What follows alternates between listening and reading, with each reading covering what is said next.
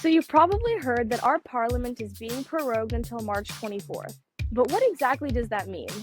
Prorogation is basically when the government decides to shut down parliament temporarily without ending it completely. It's like hitting the stop button on all discussions, debates, and unfinished bills. And when parliament resumes after being prorogued, they will start fresh with a brand new agenda. Now, governments typically do this in order to revise their priorities, but sometimes it's viewed as being controversial if we think that Parliament is trying to avoid tough questions or debates. So, does all the work stop in Parliament? The answer is no, not really. Cabinet and bureaucratic business still continues, and officials from all parties will work out plans for the new session of Parliament. The only thing that really stops is the creation of new laws.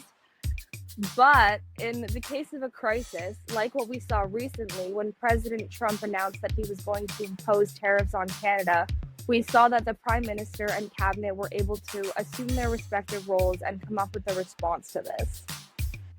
So, what are the advantages of proroguing? Essentially, it gives the government the opportunity to revise its agenda, reset its priorities, and come up with a new set of bills for deliberation in the House. Well, what are the downsides of proroguing?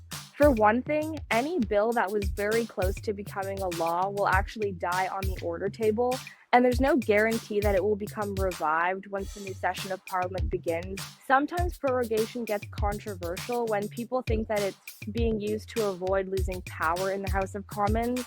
Some would argue that the ability of a prime minister to single-handedly control prorogation is a prime example of too much centralization of power in the prime minister's office.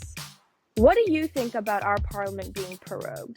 Leave us a comment below, and if you want to learn more about how proroguing parliament affects you and me, visit our primer at samaracenter.ca.